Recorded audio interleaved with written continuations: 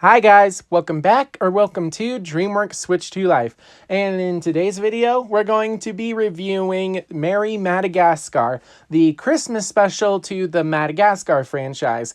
I gotta say that I definitely enjoyed it a lot more than some of the other Christmas specials that I've seen, but this one was actually really great. For one thing, the animation quality is almost as good as the original film. Not to mention the voice acting, they actually got all of the voice actors from the movies to reprise their roles, and that's really cool. And then of course there's the music. I definitely enjoyed it because they Christmasified a lot of the Madagascar soundtrack.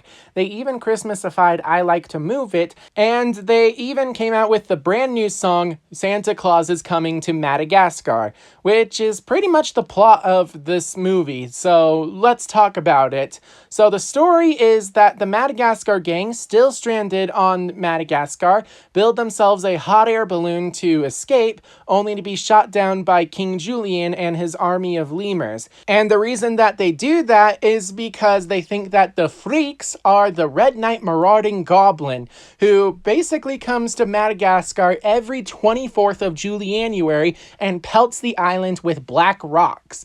And this leads to a trench war, which I thought was kind of funny. And during the trench war, Alex manages to shoot down the Red Knight marauding goblin, but when they do, they realize that the goblin is none other than Santa Claus. So Alex just shot down Santa Claus and ruined Christmas for the entire world. He even gave Santa amnesia, so he has no idea who he's supposed to be. And so the Madagascar gang decides to come up with a solution. They will actually go and deliver the presents with Santa, and on his way back to the North Pole, they'll be dropped off in New York. It's a win-win. Unfortunately, the reindeer don't really want to do that because they only take orders from Santa, and Santa isn't exactly in his right mind. In fact, he doesn't even want to leave Madagascar because King Julien is showing him the time of his life. And I really enjoy what they do here with the reindeer and the penguins. It's a Cold War that dates back centuries. You see, Santa used to be based in the South Pole. They bribed him with candy canes and cheap elf labor. That's it! Let's go! Obviously, whether that's true or not, I don't actually know. But along the way, we see that Private develops a crush on one of the reindeer, Cupid, I think. So without the reindeer, there's not really a way for them to get around the world. That is, until Skipper reveals that the reindeer don't actually have magical flying powers. They're pretty much just given magical pixie dust that allows them to fly around. So the penguin sprays some pixie dust on themselves, and they take the Madagascar gang around the world to deliver presents. And I really don't like the flight path that they did. They start in Canada, which I thought was really weird. I mean, if you're gonna start delivering presents in Madagascar, wouldn't it make more sense to go to Africa and then maybe Europe and then Asia, then Australia? But no, instead they go halfway around the world to deliver their first present in Canada. Again, really weird and really stupid. And in the process, they discover that delivering presents isn't all it's cracked up to be.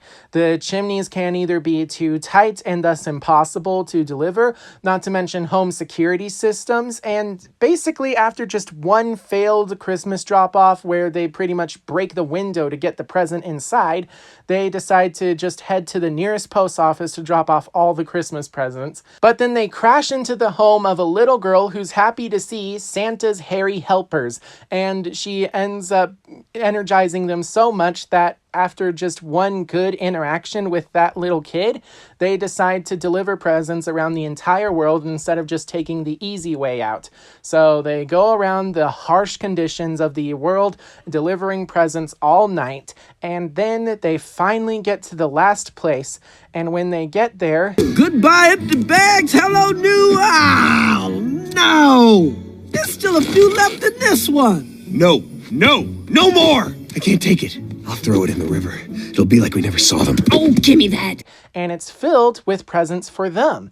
and it's the presents that they actually wanted. And for some reason, one of them is an inflatable chlorine pool for Gloria, which I think is really weird. I mean, correct me if I'm wrong, but is it possible that zookeepers aren't supposed to use chlorine in their hippo tanks, and yet Gloria talks about the inflatable pool like she missed her tank?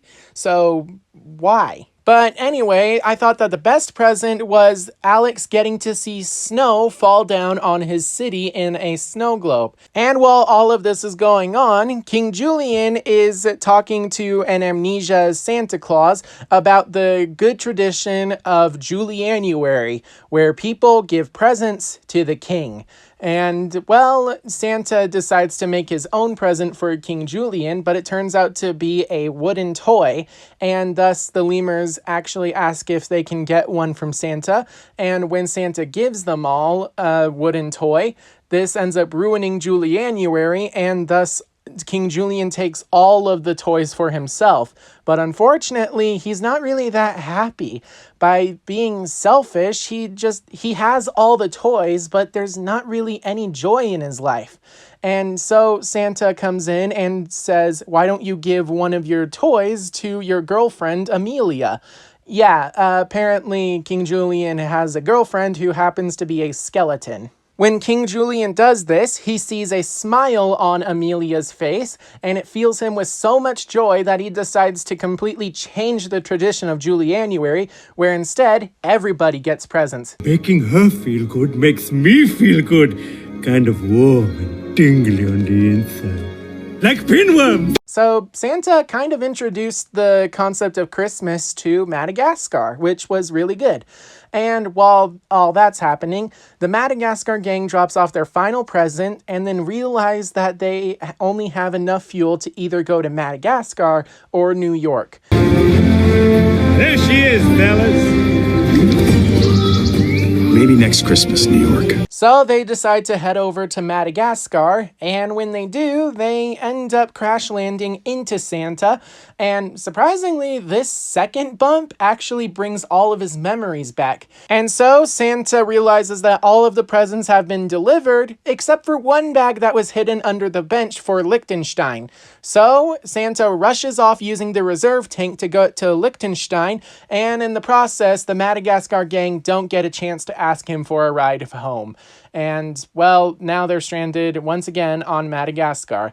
But luckily, they were able to save Christmas. And so they end up celebrating Christmas on Madagascar until Alex gets bonked in the head with a coconut from King Julien, and karma strikes and Alex gets amnesia after causing Santa to get amnesia. And that's the end of the short film. Overall, I thought that it was really great. It was a fun Christmas special, but at the same time, there was also a lot of emotions going on, like how Alex and the gang just want to go home, and yet they give that up in order to save Christmas. That's really cool. And also that King Julien was able to learn a lesson in giving gifts instead of getting gifts.